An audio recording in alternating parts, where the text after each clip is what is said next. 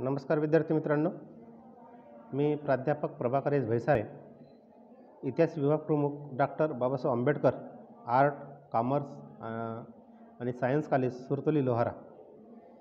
तर विद्यार्थी मित्रांनो, BA second year third semester. तर थर्ड सेमिस्टरचा आपण इतिहास ह्या विषयाच्या अनुषंगाने जो प्रकरण अभ्यासत आहोत तो म्हणजे लॉर्ड रॉबर्ट क्लाइव्ह. तर विद्यार्थी मित्रांनो, मी काल तुम्हाला त्याची एक PDF पाठवलेली होती. मला अपेक्षित आहे तुम्ही ती वाचून घेतली असाल. तर आता समजावून सांगत असताना ती PDF आपण त्याचा अभ्यास करूया. आणि लॉर्ड रॉबर्ट क्लाइव्ह ह्याची प्रशासन व्यवस्था कशाप्रकारे बंगाल प्रांतामध्ये निर्माण झाली आणि त्यांनी प्रस्थापित केलेली दुहेरी शासन व्यवस्था ही कशी होती, ह्या संदर्भामध्ये आपण माहिती आज बघूया. तर विद्यार्थी मित्रांनो, लॉर्ड रॉबर्ट क्लाइव्ह तर हा बंगालचा पहिला गव्हर्नर आहे. इतिहासामध्ये सुद्धा विचारला जातो की बंगालचा पहिला गव्हर्नर कोणता, तर तो आहे लॉर्ड रॉबर्ट क्लाइव्ह. याची कारकीर्द आहे 1765 ते 1767 इसवी सन अशी याची कारकीर्द आहे. ह्याच्याविषयीची थोडीशी प्रास्ताविक माहिती जर बघितली तर याचा जन्म इंग्लंडमध्ये 1725ला झालेला होता आणि 1742मध्ये तो ईस्ट इंडिया कंपनीमध्ये एक कर्मचारी म्हणून, एक लिपिक म्हणून तो रुजू झालेला होता. त्यानंतर 1751मध्ये हा कॅप्टन पदावर सैन्यामध्ये नियुक्त झाला. आणि ह्याच्यावेळी काय झालं की द्वितीय कर्नाटक युद्ध चालू होते आणि दुसऱ्या कर्नाटक युद्धामध्ये अत्यंत विलक्षण युद्ध कौशल्यामुळे आणि युद्धचातुर्यामुळे ते युद्ध सहज जिंकला, कर्नाटक युद्ध फ्रेंचांच्या विरोधामध्ये. त्याच्यामुळे मोठ्या प्रमाणामध्ये एका वेळेस याला प्रसिद्धी मिळाली. नंतर प्लासीची लढाई आहे. प्लासीची लढाई अत्यंत धूर्तपणे होडा आणि झोडा ह्या नीतीचा वापर करून रॉबर्ट क्लाइव्हने तो प्लासीचा युद्ध ब्रिटिश कंपनीला जिंकून दिला. त्याच्यामुळे ह्याच व्यक्तीला नंतर 1757 ते 1760 ह्या कालावधीमध्ये गव्हर्नर ह्या नात्याने त्याने कामकाज पाहिलेलं आपल्याला बघायला मिळते किंवा त्याने कामकाज पाहिलेलं होतं. त्यानंतर बंगालचा गव्हर्नर झाल्यानंतर मधामध्ये 1760मध्ये तो इंग्लंडला परत गेला तब्येत किंवा प्रकृती अस्वास्थ्यामुळे. नंतर बक्सरचा जो युद्ध झालेला होता 1764ला, त्या बक्सरच्या युद्धाच्या नंतर पुन्हा तो बंगालचा गव्हर्नर म्हणून याला परत बोलविण्यात आलं. आणि तिथं आल्यानंतर त्याच्या लक्षात असं आलेलं होतं की उत्तर भारतामध्ये बऱ्याच मोठ्या प्रमाणामध्ये राजकीय गोंधळ माजलेला आहे, बंगालचे प्रशासन संपूर्ण कोसळलेले आहे, कर्मचारी भ्रष्ट झालेले आहेत, त्यामुळे जनतेवर अन्याय अत्याचार होत आहे आणि याच कारणामुळे काय झालं की कंपनीचा व्यापारसुद्धा मंदावलेला आहे. तर अशा परिस्थितीमध्ये त्याला पुन्हा बंगालचा गव्हर्नर म्हणून पाठविण्यात आलं किंवा बोलविण्यात आलं. तर रॉबर्ट क्लाइव्ह बंगालचा गव्हर्नर म्हणून भारतामध्ये परत आल्यानंतर त्यांनी एक सिस्टम लागू केली. ती इतिहास प्रसिद्ध अशी व्यवस्था आहे, शासकीय व्यवस्था आहे. तिला म्हणतात दुहेरी शासन व्यवस्था. नावच आहे क्लाइव्हची दुहेरी शासन व्यवस्था. तर दुहेरी शासन व्यवस्था म्हणजे काय, ह्याविषयीची माहिती आपण बघू. यालाच इंग्लिशमध्ये जर बघायला गेलं तर सिस्टम ऑफ ड्युअल गव्हर्नमेंट असं म्हटलं जाते.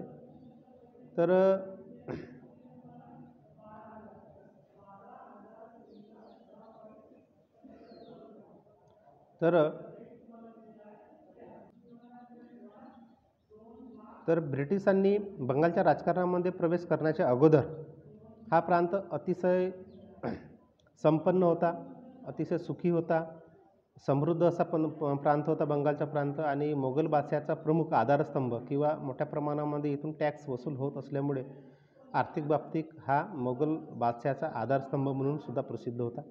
इसवी सन 1757 ते इसवी सन 1765 ह्या काळामध्ये भयंकर दुर्दशा निर्माण झाली. कारण ह्याच काळामध्ये प्लासीची लढाई आणि बक्सरची लढाई झाली. ब्रिटिशांचा पाया, राजकीय पाया भारतामध्ये रोवला गेला आणि तो पाया भक्कमसुद्धा झालेला होता. आणि बक्सरच्या लढाईनंतर भारतातील ही स्थिती सुधारण्यासाठी क्लाइव्हला पुन्हा गव्हर्नर बनवून पाठविण्यात आलेलं होतं.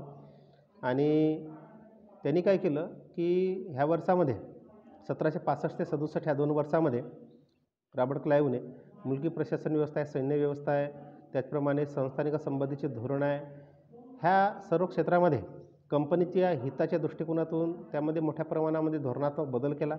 तिच्या सत्तेला म्हणजेच कंपनीच्या सत्तेला बळकटी आणली आणि दुहेरी शासन व्यवस्था लागू करून संपूर्ण बंगाल प्रांताची जी शासनाची जबाबदारी आहे ती नाममात्र नबाबाकडे ठेवली, मात्र वास्तविक जी सत्ता आहे ती सत्ता कंपनीच्या हातामध्ये त्यांनी केंद्रित केली. ह्याच पद्धतीला दुहेरी शासन व्यवस्था असे म्हणतात. आता दुहेरी शासन व्यवस्था कशी होती ह्याचे डिटेल आपण आणखी बघू समोर.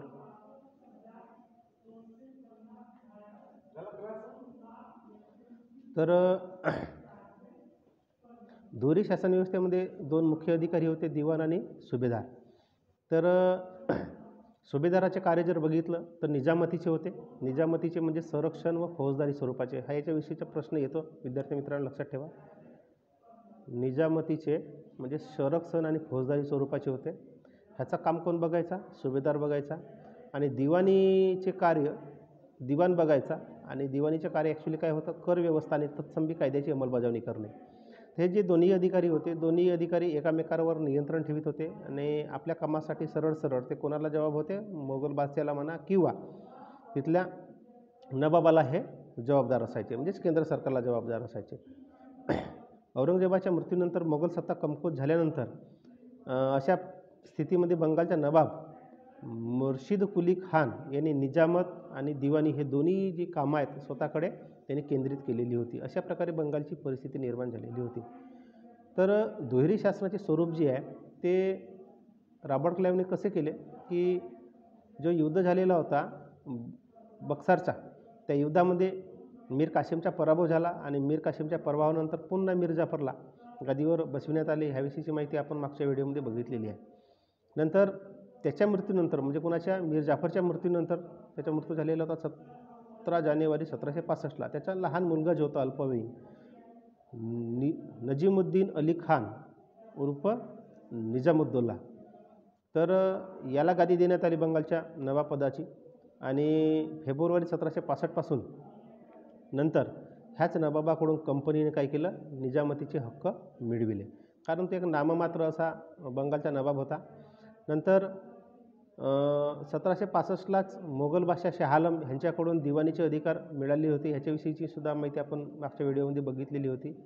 तर निजामतीचे अधिकार म्हणजे आताच तुम्हाला मी सांगितलं, बंगाल प्रांतामध्ये शांतता आणि सुव्यवस्था व फौजदारीचे कार्य करणे किंवा सांभाळणे. आणि दिवाणी हक्क म्हणजे त्या प्रांतांमधून कर वसुली किंवा टॅक्स वसुलीचे जे अधिकार आहेत, त्याचप्रमाणे दिवाणी खटले वगैरे आहेत ते चालविणे, हे दिवाणी अधिकारामध्ये होते. तशा प्रकारे कंपनीला मोगल सम्राटाकडून दिवाणीचे हक्क आणि मोगल सम्राटाकडून दिवाणीचे हक्क आणि बंगालचा जो नवाब होता बंगालच्या नवाबाकडून निजामतीचे हक्क, असे दोन्ही हक्क कंपनीला, ब्रिटिश कंपनीला म्हणजे ब्रिटिशांना मिळालेले होते. परंतु यामध्ये गंमत अशी होती की बंगालचे दिवाणी हक्क कंपनीला जरी मिळालेले असले तर कर वसुलीचा, कंपनीच्या कर वसुलीची जबाबदारी आहे, ही कर वसुलीची जबाबदारी घेण्याच्या मानसिकतेमध्ये कंपनी मात्र नव्हती. त्याला कारण असं होतं की यंत्रणासुद्धा कंपनीजवळ पाहिजे त्या प्रमाणामध्ये चांगली नव्हती आणि म्हणून ह्या कार्यासाठी कंपनीने 2 नायब दिवाण नेमले. त्याच्यामध्ये बंगाल भागासाठी महम्मद रजा खा, हा सुद्धा प्रश्न येते एक्झाममध्ये, लक्षात ठेवायचं. बंगाल विभागासाठी महम्मद रजा खा आणि बिहार विभागासाठी राजा सीतावराय हे 2 नायब दिवाण होते. आणि ह्यांच्या माध्यमातून दिवाणी आणि निजामतीचे कार्य भारतीय लोकांच्याच माध्यमातून ब्रिटिश करीत असत. मात्र याचा अधिकार कसा कोणाकडे होता? कंपनीकडे होता. आणि यालाच दुहेरी शासन प्रणाली असे म्हणतात. आता दुहेरी शासन प्रणाली असं याला नाव का पडलं? तर दुहेरी शासन प्रणाली म्हणजेच वास्तविक जी सत्ता आहे ती कंपनीकडे होती. कशा प्रकारची? निजामतीची आणि दिवाणीचे अधिकार कंपनीकडे होते, मात्र संपूर्ण राज्याचा, बंगालच्या राज्याचा कारभार पाण्याची जबाबदारी कोणाकडे होती? नवाबाकडे होती. म्हणजेच नवाब हा नाममात्र होता, त्याच्या हातात पाहिजे त्याप्रमाणे कोणत्याच प्रकारे आर्थिक आणि प्रशासकीय कोणतेच अधिकार नव्हते. तर दुहेरी शासन व्यवस्था लागू करण्याची कारणं काय आहेत? तर ह्याची याविषयीची माहिती आपण बघायला गेलो तर ती माहिती अशा प्रकारे आहे की त्याच्यामध्ये पहिला मुद्दा आहे की बंगालची संपूर्ण सत्ता कंपनीने आपल्या हातामध्ये घेतली तर काय होईल, कंपनीचं खरं स्वरूप जो आहे तो खरं स्वरूप बंगालच्या जनतेच्या समोर येईल आणि अशाच प्रकारे इतर प्रांतांमध्ये ब्रिटिश करतील आणि ही धास्ती त्या लोकांच्या मनामध्ये निर्माण होईल आणि संपूर्ण भारत हळूहळू कंपनीच्या विरोधामध्ये एकत्र येईल किंवा होईल. ह्या कारणामुळे कंपनीने संपूर्ण सत्ता आपल्या हाती घेतली नाही, फक्त निजामतीचे आणि दिवाणी हक्क आपल्या हाती घेतलेले होते. यालाच दुहेरी शासन व्यवस्था असे म्हणतात. दुहेरी शासन व्यवस्था अशा प्रकारे घेण्याच्या मागे एक महत्त्वाचं कारण आहे. दुसरं कारण आहे, बंगालमध्ये व्यापार करत असलेले फ्रेंच आहेत, डच आहेत, ह्या कंपन्या सहजासहजी ब्रिटिशांचे प्रभुत्व मान्य करणार नाहीत, ही सुद्धा भीती ब्रिटिशांना होती आणि त्यामुळेच त्यांच्याकडून आतापर्यंत नबाबाला मिळत असलेला टॅक्स कंपनीला कदाचित सामोरं मिळणार नाही. संपूर्णच अधिकार कंपनीने आपल्या हातात घेतलं तर, म्हणून फक्त दुहेरी शासनाच्या माध्यमातून निजामतीचे आणि दिवाणी अधिकार घेतले आणि संपूर्ण प्रशासन चालविण्याचा जो अधिकार आहे तो कोणाकडे ठेवला, नबाबाकडे ठेवला. तिसरा कारण असं आहे दुहेरी शासन व्यवस्था लागू करण्याचा, बंगालची सत्ता कंपनीकडे आल्यास काय होईल, इंग्लंड आणि इतर परकी ज्या सत्ता आहेत त्या सत्तांमध्ये कटुता म्हणजेच विरोध निर्माण होईल आणि इंग्लंडच्या विरोधामध्ये एक संयुक्त मोर्चा तयार होण्याची शक्यता रॉबर्ट क्लाइव्हला वाटली. आणि जी परिस्थिती या अगोदर अमेरिकन स्वातंत्र्य युद्धाच्या काळामध्ये निर्माण झालेली होती तिची कदाचित पुनरावृत्ती भारतामध्ये होईल, ही भीती ब्रिटिशांना वाटत होती. त्याच्यामुळे त्यांनी दुहेरी शासन व्यवस्था ही पद्धती अंमलात आणली. त्यानंतर शासनाची जबाबदारी सांभाळण्यास इंग्लंडजवळ जेवढे प्रशिक्षित अधिकारी नव्हते तेवढे प्रशिक्षित अधिकारी ब्रिटिशांकडे नव्हते किंवा इंग्लंडजवळ नव्हते. म्हणजे बघा, संपूर्ण प्रशासनाची जबाबदारी सांभाळायची, त्याचप्रमाणे दिवाणी आणि निजामतीचे हक्कसुद्धा सांभाळायचे. ह्या एवढा लावाजमा किंवा एवढा मोठा प्रशासन सांभाळण्यासाठी ब्रिटिशांकडे प्रशिक्षित अशा प्रकारे अधिकारी नव्हते आणि जे काही लोक कंपनीजवळ होते ते भारतीय रीतिरिवाज म्हणा, भाषा इत्यादी बाबतीत अनभिज्ञ होते, जाणत नव्हते. आणि ह्या कारणामुळे दुहेरी शासन व्यवस्था हा जो प्रकार आहे रॉबर्ट क्लाइव्हने लागू केला. त्यानंतर कंपनीचे संचालक मंडळ आहे, त्याला कोर्ट ऑफ डायरेक्टर्स म्हणतो. बंगालची सत्ता आपल्या हाती घेण्यास ते सुद्धा तयार नव्हते. कारण काय की कंपनीच्या व्यापारावर प्रतिकूल असा परिणाम होईल, वाईट असा परिणाम होईल असं त्यांना वाटत होतं. ह्या संचालकांना प्रदेशाऐवजी जास्त पैशाचा मोह होता. त्याच्यामुळे त्यांनी काय केलं, आपल्याला सत्ता वगैरे काय चालवायची नाही आहे, आपला आर्थिक भला कसा होईल ह्याच्याकडेच कंपनीचे संचालक मंडळ लक्ष देत होतं. त्याच्यामुळे त्यांनी दुहेरी शासन व्यवस्था लागू केली. त्याचप्रमाणे रॉबर्ट क्लाइव्हची धारणा अशी होती, नंतर 6वा मुद्दा, त्याने ही बंगालची सत्ता स्वतःकडे घेतली तर इंग्लंडमधील संसद जी आहे, ब्रिटिश पार्लमेंट, ज्याला हाऊस ऑफ लॉर्ड आणि हाऊस ऑफ कॉमन्स असे म्हणतात, तर हे सुद्धा कंपनीच्या कारभारामध्ये हस्तक्षेप करेल आणि त्यांचासुद्धा कदाचित विरोध कंपनीला सहन करावा लागेल. तर अशा प्रकारे तो हस्तक्षेप इंग्लंडच्या संसदेचा हे सुद्धा मान्य नव्हता. त्याच्यामुळे त्यांनी दुहेरी शासन व्यवस्था लागू केलेली होती. तर दुहेरी राज्य शासन व्यवस्थेचे गुणदोष आपण बघू. त्याच्यामध्ये पहिल्यांदा गुण बघू. तर गुणांमध्ये पहिला गुण आहे की बंगालची संपूर्ण सत्ता जर कंपनीने आपल्या हाती घेतली तर मराठा आहे, राजपूत आहे, मुस्लिम आहेत, हे जे सत्ताधीश आहेत ह्या सत्ताधीश ह्या अंतर्गत पोर्तुगीज, फ्रेंच, ह्या युरोपियन सत्ता ह्यांच्याकडून सुद्धा प्रखर विरोध झाला असता आणि इंग्रजांना भारतातून हाकलून देण्यासाठी ह्या सत्ता ॲक्च्युलीच टपून बसलेल्या होत्या. कारण स्पर्धा फ्रेंचांमध्ये, पोर्तुगालमध्ये, डचांमध्ये ॲक्च्युली ब्रिटिशांची होतीच होती. तर त्यासुद्धा कोणाला जाऊन मिळल्या असत्या, मराठा, राजपूत, मुस्लिम सत्ताधीशांना, आणि कोणाच्या विरोधात लढल्या असत्या, ब्रिटिश कंपनीच्या विरोधामध्ये लढल्या असत्या. त्याच्यामुळे कंपनीने बंगालची सत्ता प्रत्यक्ष हाती न घेता ह्या सत्तांच्या विरोधापासून कंपनी दूर राहिली. हा एक दुहेरी शासन व्यवस्थेचा चांगला गुण आपल्याला लक्षात येते. दुसरा आहे, यावेळी कंपनीचा जो नोकरवर्ग होता हा मर्यादित होता. खूप मोठा असा नोकरवर्ग कंपनीकडे नव्हता की जेणेकरून प्रशासकीय व्यवस्थासुद्धा हाताळू शकेल. म्हणून त्यांना भारतीय शासन पद्धतीची पाहिजे त्या प्रमाणामध्ये माहितीसुद्धा नव्हती आणि म्हणून ह्याच कारणासाठी ब्रिटिशांनी राज्यव्यवस्था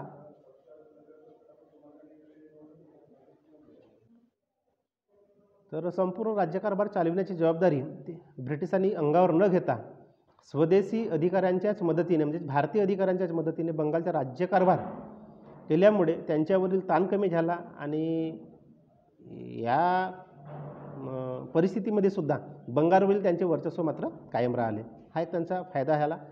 तिसरा, नवाबाचे पद नष्ट न केल्यामुळे कंपनी ही राजकीय सत्ता नसून एक व्यापारी संस्थाचा आहे असा देखावासुद्धा रॉबर्ट क्लाईव्हला म्हणजेच कंपनीला करता आला आणि ह्या दुहेरी राज्यव्यवस्थेमुळे कंपनीला मोठ्या प्रमाणामध्ये आर्थिक फायदासुद्धा मिळाला.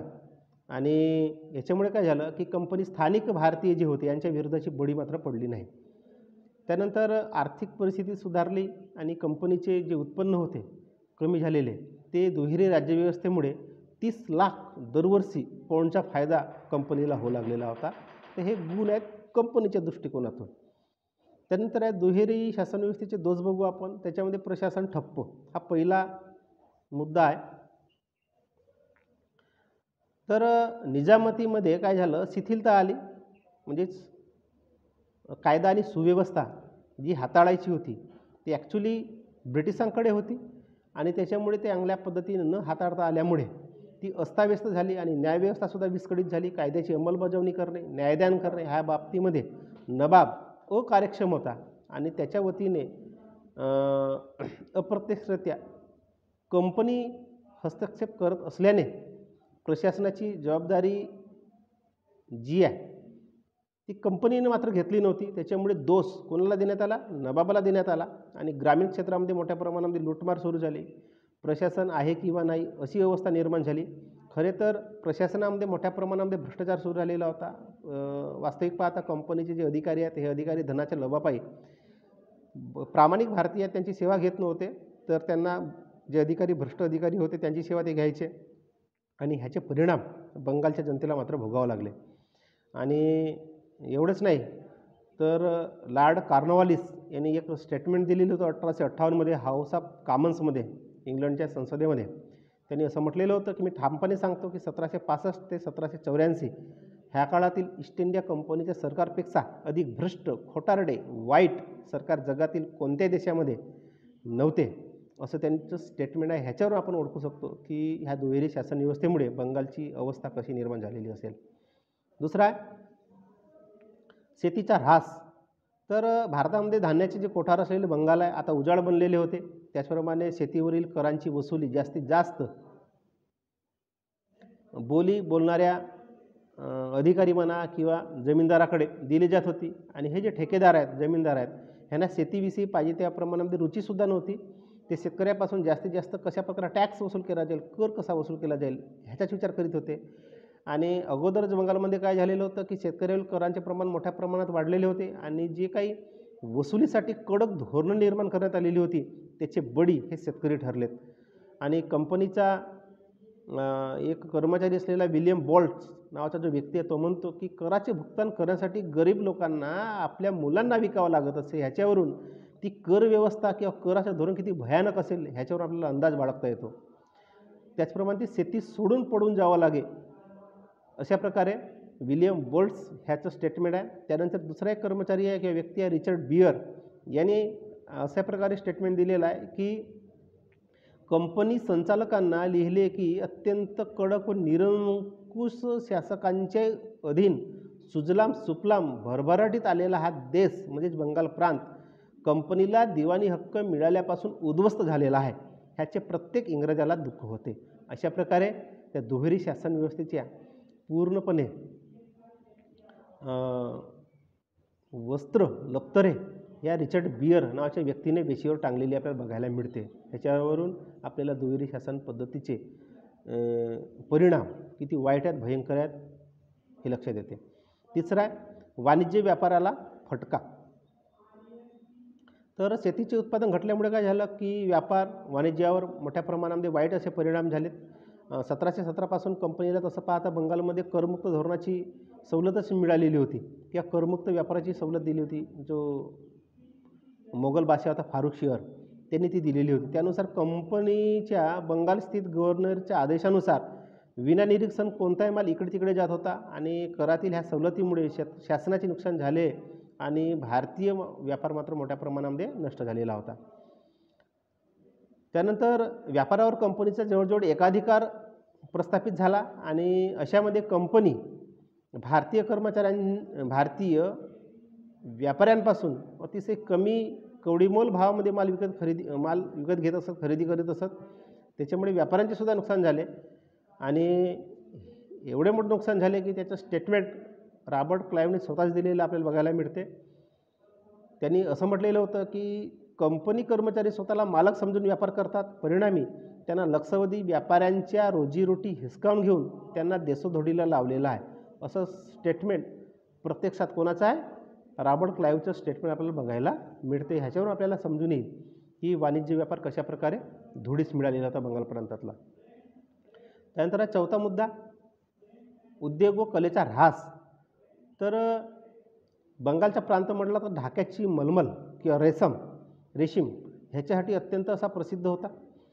तर बंगालच्या सुप्रसिद्ध कापड उद्योगाची अति हानी झाली आणि इंग्लंडच्या रेशीम उद्योगाला ही हानी नुकसानकारक आहे ह्या सबबीखाली कंपनीनं काय केलं की बंगालमधील रेशीम उद्योगाला नष्ट करायचा प्रयत्न केला. आणि 1769मध्ये कंपनीच्या संचालकांनी असं आपल्या कर्मचाऱ्यांना आदेश दिले की कच्च्या रेशमाच्या उद्योगाला चालना द्यावी, पण रेशमी कापड तयार करण्यास अजिबात चालना देऊ नये. याच्यामुळे काय झालं की रेशमी कापडाला जर चालना दिलीच नाही समजा, किंवा रेशमी कापड तयार करण्यास चालना दिलीच नाही, तर काय होईल?